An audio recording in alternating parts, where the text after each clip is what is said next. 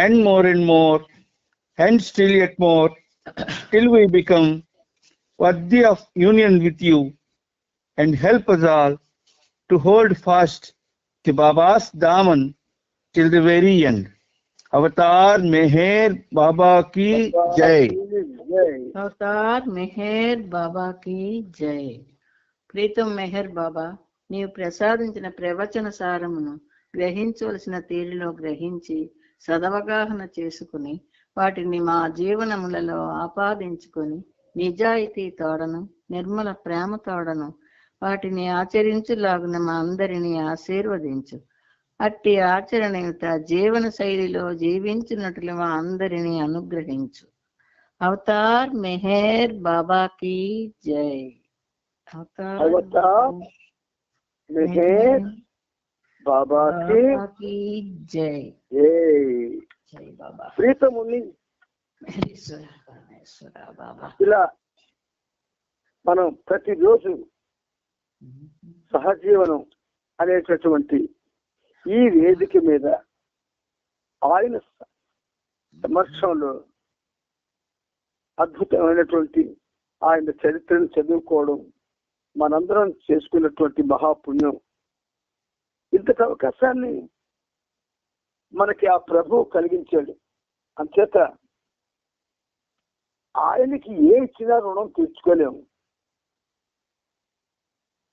మరి రుణం తెచ్చుకునే పరిస్థితి ఏదైనా ఉన్నదా అని మన స్థాయిలో మనం కానీ ఆలోచిస్తే ఒక్కటే ఉన్నది. ఏమిటంటే ఆయన భగవంతుడనేటటువంటి విషయాన్ని సంపూర్ణంగా విశ్వసించి ఆయన ఏదైతే మనకి చెప్పారో ఆ చెప్పిన విషయాలను పూర్తిగా ఆకలింపు చేసుకొని ఆ మార్గంలో మన జీవితాల్ని నడిపించుకోగలగడం, ఆయనకి విధేయులుగా జీవించడం, నిరంతరం ఆయన ప్రేమలో మనం తేలియాడడం, ఆయన చెప్పినటువంటి ప్రేమ, విధేయత, శరణాగతి అన్న 3 మార్గాలు, ప్రేమ, విధేయత, శరణాగతి అనే 3 మార్గాలు మనం అవలంబించడం చేస్తే ఆయన సంతోషిస్తారు. ఇంతటి సదవకాశాన్ని, ఆయనతో సహజీవనాన్ని సాగించే అవకాశాన్ని ఇచ్చి ఆ ప్రీతముడికి ఏమిచ్చి రుణం తీర్చుకోగలం? అందుకని మన తరపున, ప్రపంచ భక్త కోటి తరపున ఆ సనాతనునికి, ఆ మంగళాకారునికి, ఆ మహోన్నతునికి సహస్ర కోటి పాదాభివందనాలు సమర్పించుకుంటూ ఇందులో భాగంగా మనం ప్రభు చరిత్రం 10వ భాగం మనం ఒక విధంగా చెప్పాలంటే చదువుకుంటూ వివరాలను కూడా తెలుసుకుంటూ ఉన్నాము. ఆ క్రమంలో 4266వ పేజీకి బాబా చేర్చారు. ఆ పేజీ చదువుకొని ముందుకి అవైలబిలిటీ ఆఫ్ టైంని బట్టి ముందుకు వెళదాం. జెనీవా నుండి వారంతా మరునాడు భారతదేశానికి విమానంలో బయలుదేరవలసి ఉంది. ఆ రాత్రి వారు కార్నోవిన్ అనే హోటల్లో బస చేశారు. ముంబైలో కార్మికుల సమ్మె కారణంగా వారు వెళ్ళవలసిన విమానం రద్దు చేయబడినట్లు ఎయిర్ ఇండియా వారు తెలియజేశారు. ఇండియా వెళ్లేందుకు వేరే విమానంలో టికెట్లు సంపాదించడానికి తీవ్ర ప్రయత్నం చేయడంలో ఆగస్టు 19వ తేదీన రాత్రి అంతా గడిచింది. చివరకు ఆగస్టు 21వ తేదీ గురువారం ఉదయం స్త్రీ మండలితో కలిసి బాబా ప్యారిస్ వెళ్ళారు. అక్కడి నుండి కరాచీ వెళ్ళారు. ఆ తరువాత ఇంగ్లాండ్ మీదుగా డాంకిన్ ఇండియా చేరుకున్నాడు. డేలియాను ముందు రోజే లండన్ కి తిరిగి పంపించేశారు. చార్మియార్ మాత్రం స్విట్జర్లాండ్ లో మరో వారం రోజులు ఉండిపోయింది. కరాచీ విమానాశ్రయానికి వచ్చి బాబాను కలవడానికి మీను ఖరాస్ని మాత్రమే పిలిచారు.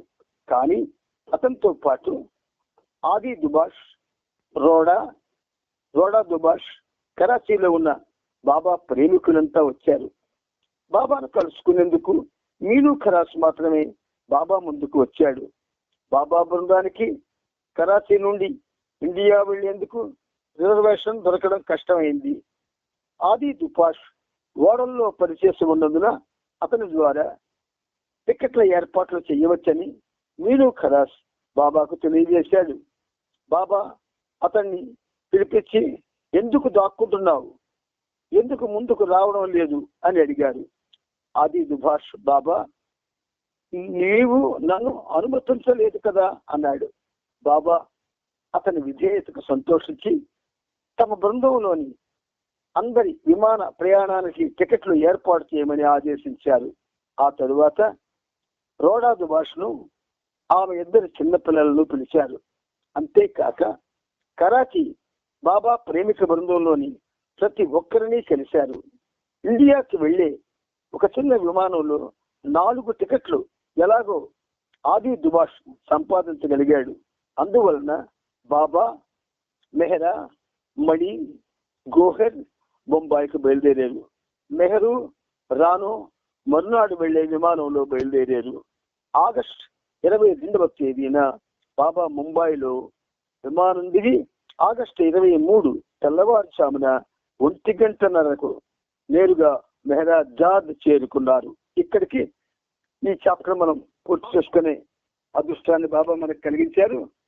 ఇప్పుడు మనం ముందుకు వెళదాం. మెహరాబాద్ ప్రేమోజ్వల జీవిత సమావేశాలు. అక్కడ ఒక అద్భుతమైన బాబా ఫోటో ఉంది, చూడండి. కుడి చెయ్యని ఇలా మీదకి 4 వేళ్లు ఎత్తి చూపిస్తూ ఎడవ చేస్తూ ఆ చేతిని బాబా చూపిస్తున్నారు, చూడండి. సెప్టెంబర్ 1952 పూనా పాపా జస్సాబాలా, గైమాయి జస్సాబాలాల గృహమైన బింద్రా హౌస్ లో జరిగిన దర్శన కార్యక్రమంలో బాబా ఎంత అద్భుతంగా నవ్వుతున్నాడు, చూడండి. ఆ చిరునవ్వు ఆయనకే చెల్లింది. ఆ కనుచూపు ఆయనకే చెల్లింది. ఆ చేతి సౌజ్ఞల భాష ఆయనకే చెల్లింది. మానవ రూపంలో ఉన్నటువంటి మహోన్నతుడైన దివ్యత్వమే రూపుదాల్చిందా అన్నట్టు ఉంటాడు ఆయన అన్ని ఫోటోల్లో కూడా. బాడీకి వెళ్తున్నారు బాబా. విరిగిన తన కాలుతో బాబా మెహరాజాద్లో ప్రతిరోజు క్రమ పద్ధతిలో వ్యాయామం చేయడం ప్రారంభించారు. దీనికోసం పై అంతస్తులో ఉన్న తన గదిని వాడుకునేవారు. ఒకసారి క్రింద నుండి బాబాను పైనున్న ఆ గదిలోనికి తీసుకెళ్తుండగా మెట్ల మీద ఒక విష సర్పాన్ని కృష్ణ చంపడం జరిగింది. బాబా తిరిగి మెహరాజాద్ వచ్చిన మరుసటి రోజున అహ్మద్ నగర్ నుండి ఒక టాక్సీ వచ్చి మెహరాజాద్ లో ఆగింది. ఆ టాక్సీలో పూనా నుండి రంగోలే, లక్ష్మీకాంత్ ఠాడే, సుభద్ర వచ్చారు. సుభద్ర చిక్కిపోయి అస్థి పంజరముల నిర్జీవంగా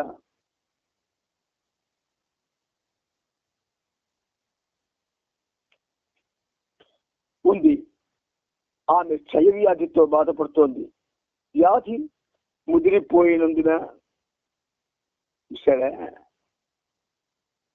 ముదిరిపోయినందున ఆమె బ్రతకడం కష్టమని డాక్టర్లు చెప్పేశారు. ఆమె తన తల్లిదండ్రులకు కూడా తెలియకుండా నెమ్మదిగా ఇంటి నుండి బయలుదేరి ఒంటరిగా పూనా నుండి మెహరాజాద్ వచ్చేసింది. వీరంతా మెహరాజాద్ చేరుకున్న సమయానికి గేటు దగ్గర బైదుల్ కాపలా డ్యూటీలో ఉన్నాడు.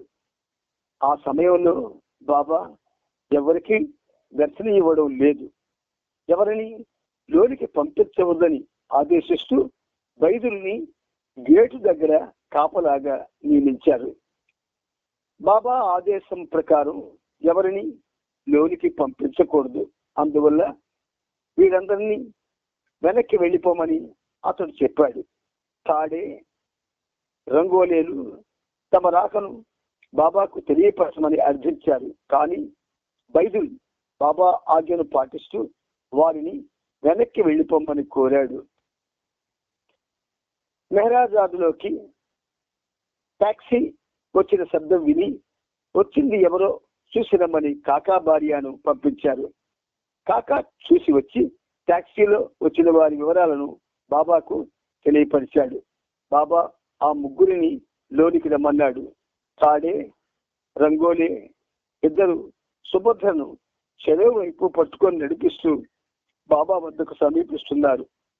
ప్రధాన భవనం యొక్క వరండా నుండి బాబా వారి రాకను గమనించి సుభద్రను పట్టుకోవద్దని, ఆమెను తనకు తానుగా నడవనివ్వమని రంగోలే తాడేలకు సైగ చేశారు. వారు సందేహిస్తూనే ఆమె చేతిని వదిలిపెట్టారు. ఆమె చాలా నీరసించి ఉంది. అయినప్పటికీ బాబా వద్దకు ఎలాగో నడుచుకుంటూ వచ్చింది. ఆయన పాదాల వద్ద సాష్టాంగా పడి రోధించసాగింది. ఇదే చివరికి మనందరికీ కూడా ప్రాప్తిస్తుంది. బ్రతికున్నంత కాలం భగవంతుడితో చెరుపు మరుపుగా ఉంటూ ఆయనకి అవిధేయులమై ఆయన యొక్క ప్రేమను పొందలేక వయస్సుతో పాటు వచ్చినటువంటి రోగాలను అనుభవిస్తూ ఆ రోగాలు తప్పించుకోవడానికి డాక్టర్ల దగ్గరికి వెళుతూ నానావస్థలు పడుతూ చివరికి ఆఖరి రోజు దగ్గర పడితే అప్పుడు మనలో పశ్చాత్తాపం వస్తుంది. ఆ పశ్చాత్తాపం అప్పుడు వచ్చినా ఒకటే, రాకపోయినా ఒకటే. మనం బాగున్నప్పుడే బాబాకి చాలా చేరువ కావడానికి మనం హృదయపూర్వకంగా ఆయన మీద ప్రేమతో ప్రయత్నించాలి. ఇప్పుడు సుభద్ర అటువంటి రాలేని పరిస్థితిలో కూడా బాబా దగ్గరికి ఎందుకు వచ్చింది? ఆయనే రప్పించుకుంటే వచ్చింది. ఆయన రప్పించుకున్నాడు. ఆయన రప్పించుకోకపోతే ఎవరూ కూడా ఒక ఇంచి కూడా ముందుకు వెళ్ళలేరు. బాడీలోకి మళ్ళీ బాబా వెళ్తున్నారు. కొన్ని క్షణాల తరువాత బాబా నీవు ఎందుకు వచ్చావు అని ఆమెను అడిగారు. చనిపోయే ముందు మిమ్మల్ని దర్శించుకుందామని వచ్చాను. నన్ను రక్షించలేని డాక్టర్ చెప్పేశాడు. ఇప్పుడు మీ దర్శనం చేసుకున్నాను కనుక ఇక ప్రశాంతంగా మరణించగలను అంది. బాబా నేనెవరిని అనుకుంటున్నావు అని కొంచెం కఠినంగానే ప్రశ్నించారు. ఆమె పరమాత్మవు అనుకుంటున్నానని చెప్పింది. అలా అయితే ఆ పరమాత్మగానే నేను చెబుతున్నాను, నువ్వు చనిపోవు, నాపై విశ్వాసం ఉంచు అన్నాడు. అంతటా బాబా ఆమెను పూనా వెళ్ళే మొదటి బస్సులో వెళ్ళిపోమని, అక్కడికి చేరిన తరువాత ఏ డాక్టర్నైతే మొదటగా కలుస్తుందో ఆ డాక్టర్ వద్ద 2 నెలల పాటు చికిత్స చేయించుకోమని సలహా చెప్పారు. విశ్వేశ్వరుడు యొక్క విచిత్ర ఆట ఇది. విశ్వేశ్వరుడు యొక్క విచిత్ర ఆట, విచిత్ర మహిమాన్వితమైనటువంటి ఆటలు ఆడతాడు ఆయన. ప్రాణం పోతుంది అని వచ్చినటువంటి సుభద్రని ఆయన వెంటనే వెనక్కి వెళ్ళి ఏ డాక్టర్నైతే మొదటగా కలుస్తుందో ఆ డాక్టర్ వద్ద 2 నెలల పాటు చికిత్స చేయించుకోమని సలహా చెప్పాడు బాబా. పూనా వెళ్ళిపో, మరొక హాస్పిటల్లో చేరి అక్కడి డాక్టర్ చెప్పినట్లు పాటించు అని సలహా ఇచ్చారు. నేను నీతోనే ఉంటాను, మందు వేసుకునే ప్రతిసారి నా నామాన్ని తలుసుకో, నువ్వు తప్పక కోలుకుంటావు. చాకలివాడు బట్టలను బండకేసి బాదినట్లు ఎవరైనా నిన్ను పట్టుకొని రాతికేసి కొట్టినా కూడా నువ్వు చనిపోవని నేను నా దివ్యాధికారంతో చెబుతున్నాను అన్నారు బాబా. ఓహో, ఇలాంటి పదాలు చదువుతుంటే ఆయన దివ్యాధికారంతోనే ప్రతిదీ చెప్తుంటాడు అన్న విషయం మనకి ఒక్కసారి గుర్తుకొస్తూ ఉంటుంది. అందుకే మనకి అద్భుతమైన గీతం 1983లో అందించారు ఆయన. దివ్యాధికారానా సర్వోన్నతుడనన్నా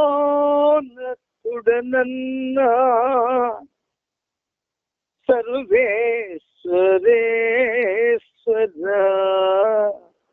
మెహరీశ్వర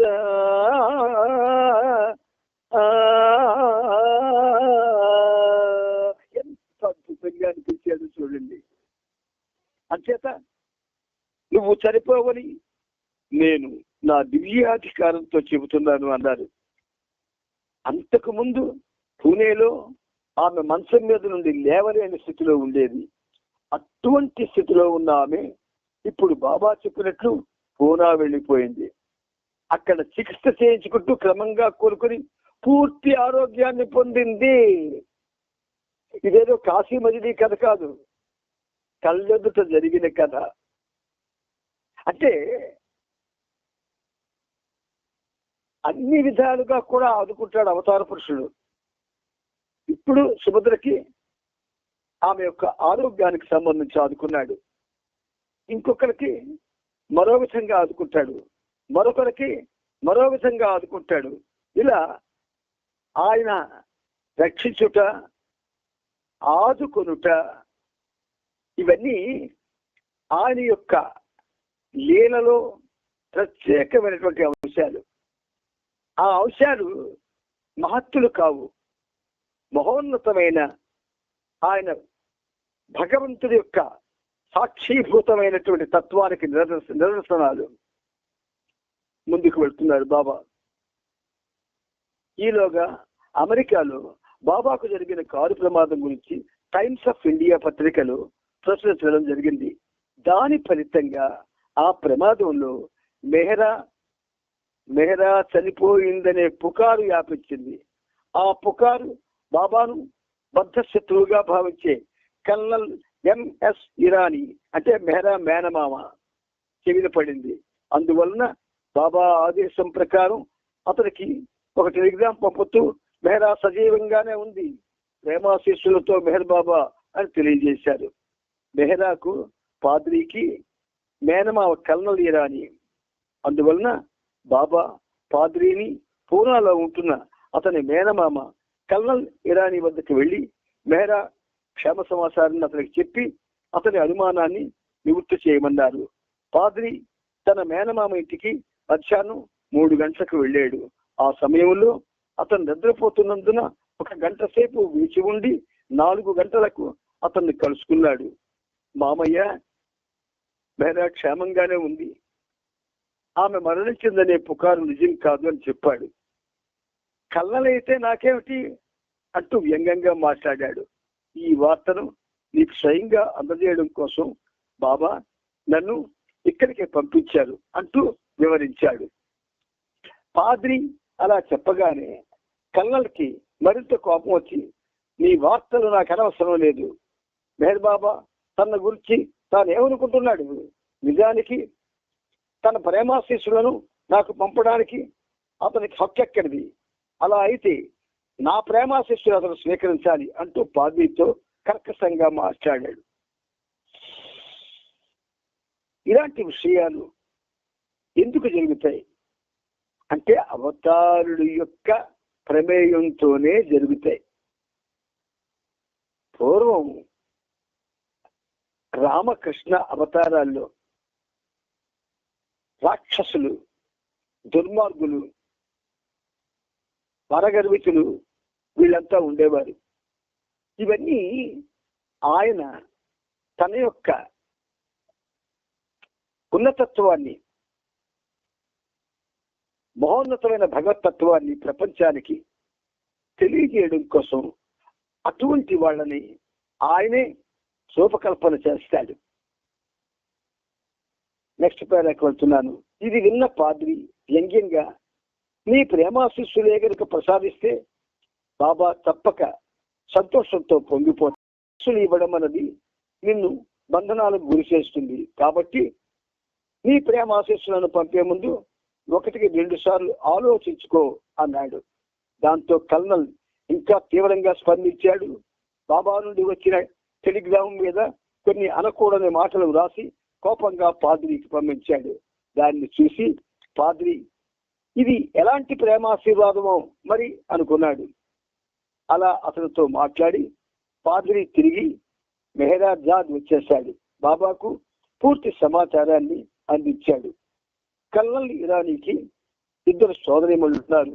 వారిలో ఒకరు మెహరా తల్లి అయిన దౌలత్మాయి, మరొకరు పాద్రి తల్లి అయిన శ్రీనివాసి.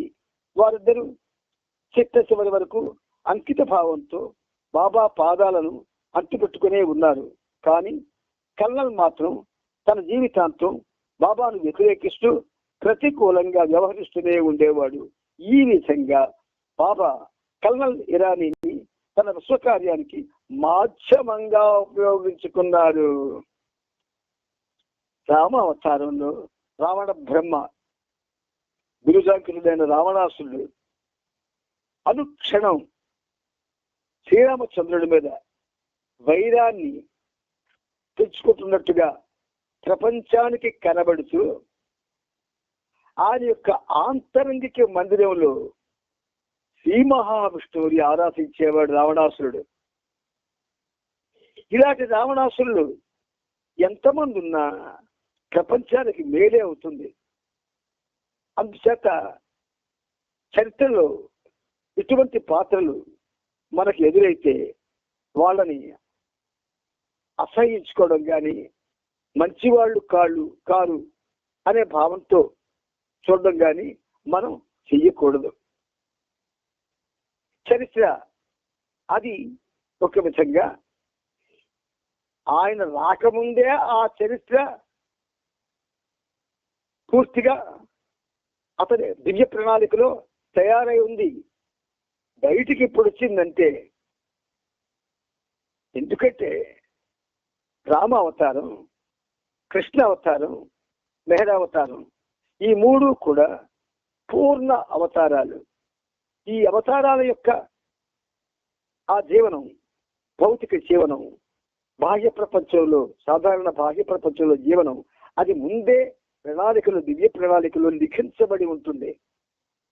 అది సమయం వచ్చినప్పుడు బయటికి వస్తుంది. అందుకే బాబా ఈ పనిముట్టు చేత రామాయణాన్ని రాయించారు, శ్రీకృష్ణ చరిత్ర కూడా రాయించారు. ఎందుకని ఆ 2 చరిత్రలు 2 పూర్ణావతారాలకు సంబంధించినవి. అవి వ్రాయు అని ఒక డైరెక్షన్ ఇచ్చారు ఆయన. వెంటనే అవి తయారైపోయేవి. అవి మీ ప్రపంచానికి బాబా అందించవలసి ఉన్నది. కానీ సమయం పడుతుంది, పూర్తయిపోయేవి. అందుచేత ఇదివరకే దైవ ప్రణాళికలో తయారైనటువంటి ఆ చరిత్రలు మనకి అందుతూ ఉన్నాయంటే అనేక విధాలుగా, అనేక రూపాల్లో, అనేక మంది చేత తయారై మనకు అందుతూ ఉంటాయి. అందుచేత ఆ అందినవి పొందికగా అందుకొని వాటిలో ఉన్నటువంటి విషయాల్ని మనం పూర్తిగా చదవాలి, చదివి అవగాహన చేసుకోవాలి. ప్రతి వాక్యంలో కూడా దివ్యత్వం ఉట్టిపడుతూ ఉంటుంది. ప్రతి సంఘటనలో కూడా భగవత్తత్వం ఉట్టిపడుతూ ఉంటుంది. ప్రతి చోట ఆయన మహోన్నతత్వం ఇలా ప్రస్ఫుటంగా తెలుస్తూ ఉంటుంది. ఎందుకంటే ఆయన పూర్ణావతారుడు. మెహర్ బాబా పూర్ణావతారుడు. శ్రీరాముడు తర్వాత, శ్రీకృష్ణుడు తర్వాత పూర్ణావతారుడు మెహర్ బాబాయే. ఈ ప్రపంచంలో ఎన్ని పేర్లు వినబడిన దేవుళ్ళుగా వాటన్నిటికంటే ఈ అవతారం చాలా శక్తివంతమైన అవతారం. ఇక్కడికి చాప్టర్ మనం చదువుకున్నాం. నెక్స్ట్ ప్రేమోజ్వల స్వేచ్ఛా జీవితం అనే చాప్టర్లోకి మనం వెళ్లే ముందు ఆ పేజీలో అహ్మద్ నగర్ నవంబర్ 1952 అని కింద రాయబడి, చూడండి బాబా ఎంత అందంగా ఉన్నారు, ఎంత అందంగా ఉన్నారో చూడండి. దివ్యాధికారానా సర్వోన్నతుడనన్నా సర్వేశ్వరేశ్వర మెహదీశ్వర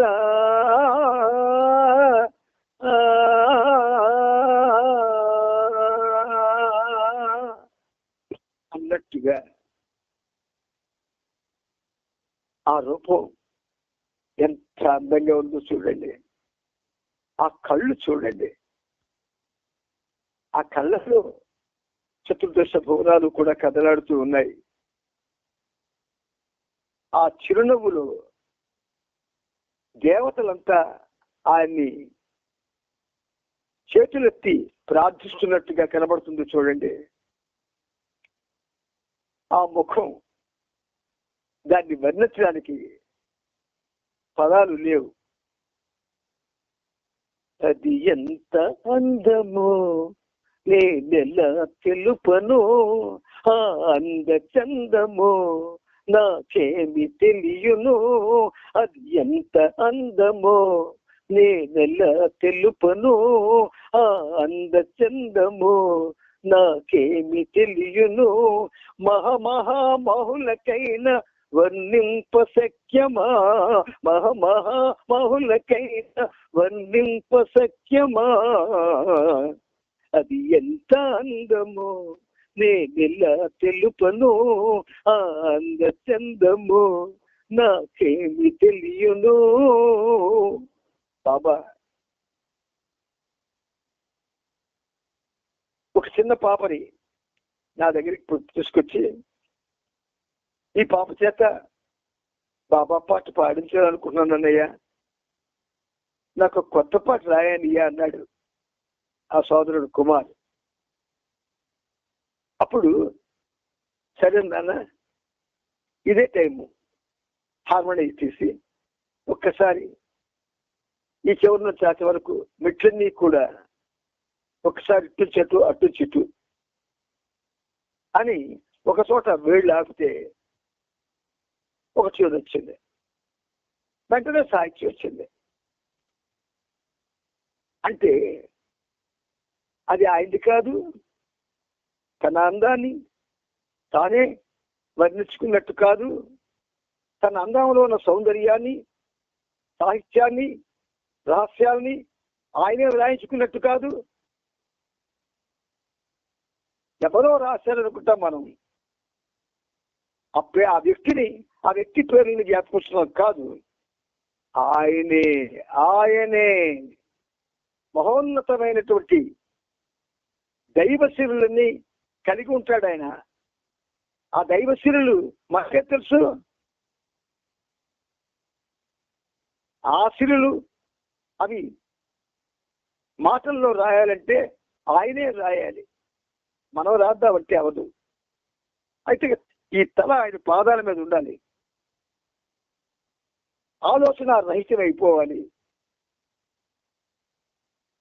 నీ అందరూ నాకేం తెలుస్తుంది, నువ్వే రాయించుకో అని అంటే రాయించుకుంటాడు. అలాగే గాయకులు కూడా ఆయన పాదాల మీద తలబెట్టి సృష్టిలో ఇంతవరకు నిన్ను కీర్తించేటటువంటి వాళ్ళు కోట్ల కొలది ఉన్నారు. ఇప్పుడు మళ్ళీ నాకు నీ కీర్తన పాడాలనుంది, లేదా నీ గానం చెయ్యాలని ఉంది. నాకేం తెలుసు చెప్పు తండ్రి, నా గొంతులో ఏముందో నాకు తెలియదు, నీ మీద నాకు ప్రేమ ఉందో లేదో తెలియదు, నిన్ను నేను విశ్వసిస్తున్నానో లేదో తెలియదు, నీకు పూర్తిగా అంకితమై ఉన్నానో లేదో తెలియదు. కానీ నువ్వంటే ఇష్టం ఇష్టం ఇష్టం, మనకి ఇష్టం అంతే. మరే క్వాలిఫికేషన్స్ మనలో లేవు, ఇష్టపడతాం బాబా అంటే. భాగ్యకారులాగా మనలో క్వాలిఫికేషన్స్ లేవు, రావు. భౌతిక ప్రపంచం భ్రాంతి భయం అంచేత మనకు ఉండవు. ఆయన తల మీద ఆయన పాదాల మీద మనం తలబెట్టి రోధిస్తే పదాలు అవే వస్తాయి. నిన్న 1వ తారీఖున ఒక పాట రాయించాడు బాబా. అది ఆల్రెడీ మీకు శ్రీబాబు పంపించే ఉంటాడు. నిన్న 2వ తారీఖు ఒకటి రాయించాడు. అంటే ఎందుచేత ఆయనకి ఈ శరీరం ఒక కలం లాంటిది, పెన్ లాంటిది. ఆయన పెన్నిది ఆయన రాసుకుంటున్నాడు. అందుచేత మనం నువ్వు ఉన్న చోట నేను ఉండను అంటాడు. నువ్వు ఉన్న చోట నేను ఉండను అంటాడు. కానీ మనం ఉంటాం. మనం ఉండకూడదు. ఆయన ఉన్నవాడు ఆయన ఒక్కడే అయినప్పుడు మనం ఎక్కడున్నాము? మనం ఎందుకలా ఆలోచించాలి? మన బుద్ధి ఎందుకలా వక్రంగా వెళ్ళాలి? బాబా నేను లేను, ఉన్నది నువ్వే, ఇంకెవరు లేరు, నువ్వు నేనే. ఎవరికి వాళ్ళం అలా ఫీలేవాళ్ళ. నేను బాబాయే ఉన్నాం, మరెవరు లేరని. అది ఎంత మధుర భావన మీకు తెలుసా? చాలా మధురమైన భావన. నువ్వు నేనే, నువ్వు నేనే, నువ్వు నేను ఒకటే అని అన్నాడెప్పుడో ప్రియతముడు. నాతో నీ ఉన్నప్పుడే నేనవుతావన్నాడో ఎప్పుడు అన్నాడు ఆయన. ఆయన మాటల్ని, ఆ మాటల్లో ఉన్న మాధుర్యాన్ని, ఆ మాధుర్యంలో ఉన్నటువంటి అద్భుతమైనటువంటి రహస్యగలిగితే ఇంతకంటే మానవ జీవితానికి ఉన్నతమైనటువంటి చర్య ఏది ఉండదు. భౌతిక ప్రపంచంలో భౌతిక భావనలతో, భౌతిక కార్యక్రమాలలో భౌతికంగా ఉంటూ ఉన్న మానవుడు ఆధ్యాత్మికంగా ఎప్పుడు మారతాడు, ఎప్పుడు తయారవుతాడు? ఈ మానవుడికి భగవద్ధ్యాస ఎప్పుడు అంకురిస్తుంది? అవతార పురుషుడితో మనం ఉంటున్నాం, ఉంచుతున్నాడు ఆయన. మహామహులు సైతం ఆయన దరిదాపులకు వెళ్ళలేకపోతున్నారు ఈ భారతదేశంలో. తెలుసునా? శ్రీశ్రీలు, బ్రహ్మశ్రీలు, మహాశ్రీలు అని బిరుదులు పిలుచుకొని ప్రజల్ని కూర్చోబెట్టి అనేక విషయాలు చెప్పగలుగుతున్నారు. కానీ భగవంతుడు మళ్ళీ మానవ రూపంలో వచ్చాడు, ఆయన అవతార మెహర్ బాబా అని ఎవడైనా చెప్పగలుగుతున్నాడా? ఆయన ఆజ్ఞ లేకపోతే ఆయన ఉనికిని తెలుసుకోవడం ఎవ్వరికీ సాధ్యం కాదు. Every heart is my centre అంటే మనం ఇటుకలతో, సిమెంట్తో కట్టిన సెంటర్లనే మనం ప్రేమిస్తూ ఉన్నాం. హృదయాలను ప్రేమించలేకపోతున్నాం. Every heart is my center అన్నాడు ఆయన.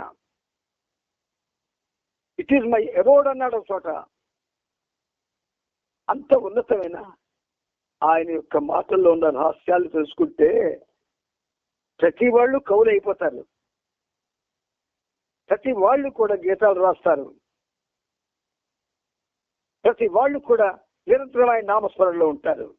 ఆ రహస్యం కొంచెం తెలుసుకోవడానికి ప్రేమతో ప్రయత్నం చేయండి. పుట్టుక, చావు, మధ్య జీవితం మనకు ఎలాగో తెలియదు. పుట్టుక తెలియదు, చావు తెలియదు, మధ్య జీవితం తెలియదు. అన్నీ తెలిసినట్టుగా అనుకుంటాం మనం. ఎంత అమాయకులమో చూడండి. మనకేం తెలియదు, నమ్మండి. ఇది చదివిస్తున్నాడు, చదువుకుంటున్నాం. వినిపిస్తున్నాడు, వింటున్నాం. వివరిస్తున్నాడు, వివరణలు స్వీకరిస్తున్నాం. కానీ మనకేం తెలియదు. నువ్వు నేను ఒక్కటే అన్న మాట ఇప్పటికి మనకు అర్థం కాలేదు ఎవరికి. You and I are not we but one అన్న మాట ఇప్పటికీ తల నిలిచిన తాతలకు కూడా అర్థం కావడం లేదు. You and I are not we అంటే. ప్రియమిత్రులారా, జీవితం